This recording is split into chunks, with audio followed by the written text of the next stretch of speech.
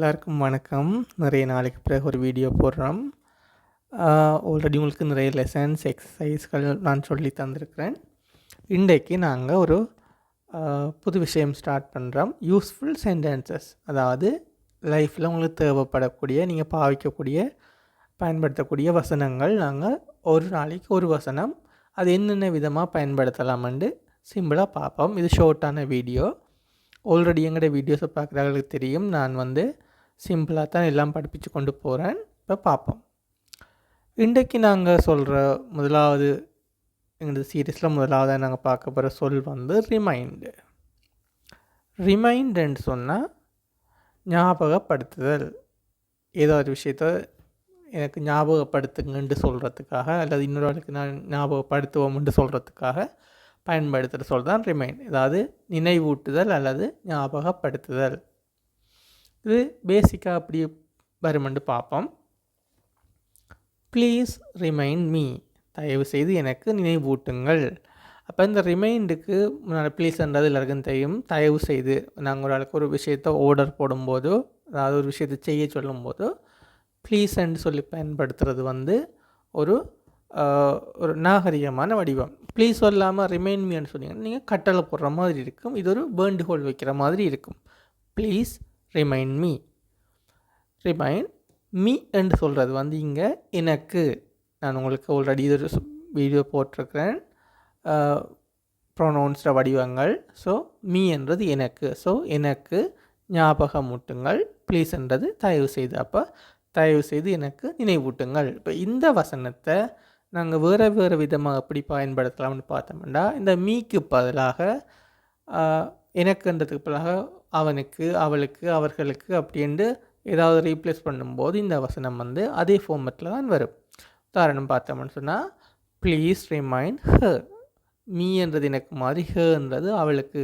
இப்போ அவளுக்கு தயவு செய்து ஞாபகப்படுத்துங்கள் அல்லது நினைவூட்டுங்கள். Please remind him. அவனுக்கு தயவு செய்து நினைவூட்டுங்கள். Please remind them. தயவு செய்து அவர்களுக்கு நினைவூட்டுங்கள். இப்போ ப்ரொனவுன்ஸ் மட்டும் இல்லாமல் பன்மையோ ஒருமையில் வரக்கூடிய விஷயங்களை கூட நாங்கள் பயன்படுத்தலாம். இந்த இடத்துல ஒரு பெயர் கூட பயன்படுத்தலாம். ப்ளீஸ் ரிமைண்ட் முரளி என்று போட்டிங்கன்னா முரளிக்கு ஞாபகப்படுத்துங்கள். ப்ளீஸ் ரிமைண்ட் சங்கீதா என்ற சங்கீதாவுக்கு நினைவூட்டுங்கள்.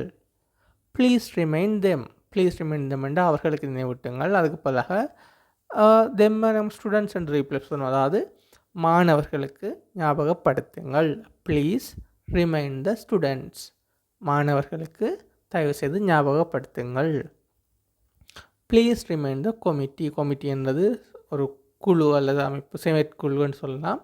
Please remind the committee. அந்த கொமிட்டிக்கு ஞாபகப்படுத்துங்கள். இப்போ இங்கே ஸ்டூடெண்ட்ஸ்ன்றது மாணவர்கள், கொமிட்டி என்றது பல பேர் சேர்ந்த ஒரு அமைப்பு, ஒருமையில் வரும் கொமிட்டி. ஸோ இது பேசிக்கான வடிவம். இதே மாதிரி இப்போ இந்த வடிவத்தில் பார்த்தோம்னு சொன்னால், யாருக்கு நினைவூட்டுதல் என்றதை பற்றி சொல்லியிருக்கோம். இந்த ஆளுக்கு அல்லது இவருக்கு அல்லது இந்த கமிட்டிக்கு, இவர்களுக்கு நினைவூட்டுங்கள். எதை நினைவூட்டுங்கள் என்றதை இப்படி போடுவோம். Please remind the meeting. அந்த மீட்டிங்கை பற்றி எனக்கு நினைவூட்டுங்கள். எனக்கு இதில் வரையில் அந்த மீட்டிங்கை நினைவூட்டுங்கள். தயவுசெய்து அந்த சந்திப்பை, மீட்டிங்கை அல்லது கூட்டத்தை நினைவூட்டுங்கள். அப்போ ப்ளீஸ் ரிமைண்டுக்கு பின்னால் யாருக்கு என்று போட்டோம்னா அந்த ஆளுக்கு நினைவூட்டுங்கள் என்று வரும். ப்ளீஸ் ரிமைண்டுக்கு பின்னால் ஒரு விஷயத்தை போட்டோம்னா அந்த விஷயத்தை நினைவூட்டுங்கள் என்று வரும். உதாரணம் பார்த்தோம்னா, ப்ளீஸ் ரிமைண்ட் சாங். பாடலை நினைவூட்டுங்கள். Please remind mail. மெயில்ன்றது கடிதம். கடிதத்தை நினைவூட்டுங்கள். Please remind plan. பிளானை நினைவூட்டுங்கள். Please remind our friendship. எமது நட்பை நினைவூட்டுங்கள். Please remind decision of the committee. கமிட்டியின் முடிவை நினைவூட்டுங்கள். இப்போ இது நான் உங்களுக்கு விளங்கப்படுத்துறதுக்காக தந்திருக்கேன். இதே சேம் ஃபார்மேட்டில் ப்ராக்டிக்கலாக வராது. இதுக்கு முதல் பார்த்த யாருக்கு என்றதும் எதை என்றதையும் சேர்த்த வடிவத்தில் பின்னால் பார்ப்போம். அந்த வடிவத்தில் தான் பெரும்பாலும் இந்த ரிமைண்டன்றது பயன்படுத்தப்படும். உதாரணத்துக்கு பார்த்தோம்னா, please remind her about the plan. இந்த about இல்லாமல் கூட நீங்கள் இதை பாவிக்கலாம். Please remind her the plan. அவளுக்கு அந்த திட்டத்தை பற்றி நினைவூட்டுங்கள். இதில் தயவு செய்துன்றது வரும். தமிழில் நாங்கள் தயவு செய்துன்றது நாங்கள் நார்மலாக பெருசாக பாவிக்கிறது குறைவு. ஸோ இங்கிலீஷில் வந்து ப்ளீஸ் போட்டு தான் நீங்கள் எழுத வேண்டி வரும். So please remind her the plan. அவளுக்கு அந்த திட்டத்தை பிளானை நினைவூட்டவும். எபவுட்ன்னு போட்டால் பிழை இல்லை. எபவுட்ன்னு போட்டும் எழுதலாம். எபவுட் போடாமல் எழுதினாலும் அது ஓகே தான். சில இடங்களில் தான் எபவுட் போட வேண்டி வரும். அது எந்த இடத்துல போட வேண்டி வரும் வராதுன்றது வந்து ப்ராக்டிஸில் உங்களுக்கு வரும். அதுக்கு எந்த ஸ்ட்ரிக்டான ரூல்ஸும் இல்லை. இந்த இடத்துல தான் கட்டாயம் எபவுட் போடணும், இந்த இடத்துல எபவுட் போடாமல் இருக்கணும்னு எந்த ஸ்ட்ரிக்டான ரூல்ஸும் இல்லை. ஸோ எபவுட் நீங்கள் போட்டாலும் போடாட்டியும் சேம் தான். சில இடங்களில் எபவுட் போடாட்டி கொஞ்சம் நமக்கு ஒரு அன்கம்ஃபர்டபுளாக இருக்கும், ஒரு வித்தியாசமாக ஒரு நெருடலாக இருக்கும். அந்த இடங்களில் மட்டும் நீங்கள் எபவுட் போட்டால் போதும். சில உதாரணங்கள் பார்ப்போம். Please remind him the match. அவனுக்கு எதை ஞாபகப்படுத்த போகிறீங்க? The match. ஒரு கிரிக்கெட் மேட்ச் இருக்குது, அவன் விளையாட போகிறவன். ஆனால் அவனுக்கு வேறு எதுவும் வேலையாக இருக்கிறான் அல்லது வெளியூரில் இருக்கிறான்னா அவனோட டீம்மேட் சொல்கிறாரு please remind him the match. அவனுக்கு அந்த மேட்ச் இருக்கிறத வந்து ஞாபகப்படுத்துங்க. அவன் என்ன அவன் இப்போ வெளியூரில் இருக்கிறான், ஸோ அவன் மேட்சுக்கு போது இங்கே வரணும். அதுக்காக please remind him the match. Please remind them regarding the current financial status. Current என்றால் தற்போதைய, ஃபினான்சியல் என்றால் பொருளாதார, ஸ்டேட்டஸ் என்றால் நிலைமை, தற்போதைய பொருளாதார நிலைமை. ப்ளீஸ் ரிமைண்ட் தெம் என்றால் அவர்களுக்கு நினைவூட்டுங்கள்.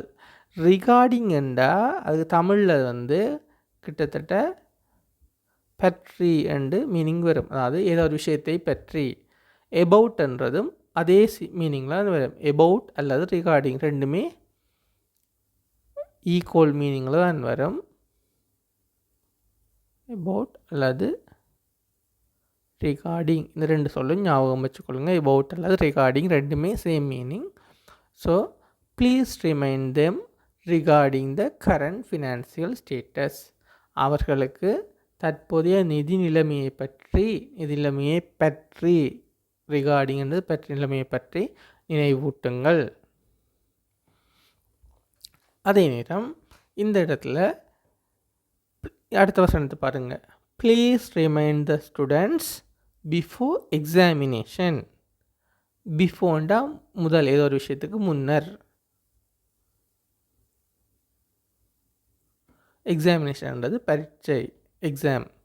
இப்போது பரீட்சைக்கு முன்னர் மாணவர்களுக்கு ஞாபகப்படுத்துங்கள். உதாரணத்துக்கு மாணவர்களுக்கு ஏதாவது ஒரு ப்ராஜெக்ட் ஒன்று சப்மிட் பண்ண வேண்டியிருக்கும் அல்லது ஏதாவது ஃபீஸ் கட்ட வேண்டியிருக்கும். இது ஒரு விஷயத்தை அப்போ பிரின்சிபல் ஒரு டீச்சர்கிட்ட சொல்கிறார், இந்த விஷயத்தை நீங்கள் எக்ஸாமுக்கு முதல் நீங்கள் ஞாபகப்படுத்துங்கள். Please remind the students before examination. பரீட்சைக்கு முன்னரே மாணவர்களுக்கு இதை ஞாபகப்படுத்துங்கள். அடுத்தது, please remind the committee about the political instability. பொலிட்டிக்கல்னா அரசியல், இன்ஸ்டெபிலிட்டின்னு சொன்னால் ஒரு ஸ்திரத்தன்மை இல்லாமல் இருக்கிறது, ஒரு உறுதியற்ற நிலைமையில் இருக்கிறது. உதாரணத்துக்கு இப்போ அரசியலில் வந்து ஆட்சி கவிழலாம் அல்லது ஏதாவது குழப்பங்கள் வரலாம். ஸோ பொலிட்டிக்கல் இன்ஸ்டெபிலிட்டி, அரசியல் ஸ்திரத்தன்மையின்மை, நிலையற்ற ஒரு அரசியல் நிலைமை, அரசியல் போகுது. ஸோ அதை வந்து கமிட்டிக்கு ஞாபகப்படுத்துங்கள். ஏனென்றால் இந்த கமிட்டிக்கு வந்து இந்த அரசியல் நிலைமையை பொறுத்து உங்களுக்கு ஏதாவது முடிவெடுக்க வேண்டியிருக்கும். ஸோ ஒரு ஆள் சொல்கிறாரு, please remind the committee about the political instability. இந்த கமிட்டிக்கு, எங்களோட குழுவுக்கு இந்த அரசியல் ஸ்திரத்தன்மை இந்த நிலைமையை பற்றி நீங்கள் ஞாபகப்படுத்துங்கள். இதுக்கு அடுத்த வசனம் எப்படி போகணும்னா, அதை ஞாபகப்படுத்தினா தான் அவங்களோட எடுக்கிற அடுத்த முடிவில் வந்து இதை கருத்தில் எடுத்துக்கொண்டு அடுத்த முடிவு எடுப்பாங்க. ஸோ இப்போ ப்ளீஸ் ரிமைண்டர்ன்ற இந்த வசனம் வந்து இதுக்கு முதலும் வேறு வசனங்கள் வரும், பிறகும் வேறு வசனங்கள் வரும். பெரும்பாலும் அந்த வசனங்களை பற்றிய அதை ஏதோ ஒரு விஷயத்தை பற்றி நம்ம கதைப்போம்னா அந்த விஷயத்தை ஞாபகப்படுத்துங்கன்னு சொல்கிற மாதிரி தான் இந்த ரிமைண்டர்ன்றது வரும். நாங்கள் பிறகு பந்திகள் படிக்கும்போது, சின்ன சின்ன உரையாடல்கள் படிக்கும்போது இந்த ரிமைண்டர்ன்றது உங்களுக்கு ப்ராக்டிஸில் வரும். எங்களோட பழைய வீடியோஸ்லையும் பார்த்தீங்கன்னா ரிமைண்டர்ன்றது சில இடங்களில் பாவிச்சிருக்கிறேன். ஃபஸ்ட் டைம் பார்க்குறாக்கள் அங்கே பழைய வீடியோஸ்களை போய் பார்த்துக்கொள்ளுங்க. நம்ம அடுத்த வீடியோவில் இன்னொரு வசனத்தை பற்றி பார்ப்போம். அது வரைக்கும் எங்களோட சேனலில் இருக்கிற மற்ற ப்ராக்டிஸ் வீடியோஸ்களை நீங்கள் பார்த்து ப்ராக்டிஸ் பண்ணிக்கொள்ளுங்கள். அடுத்த வீடியோவில் சந்திப்போம். புதுசாக பார்க்குறவங்க சப்ஸ்கிரைப் பண்ணிக்கொள்ளுங்கள். உங்களுக்கு பிடிச்சிருந்தால் லைக் பண்ணுங்கள், ஷேர் பண்ணுங்கள். அது வரைக்கும் பாய் பாய்.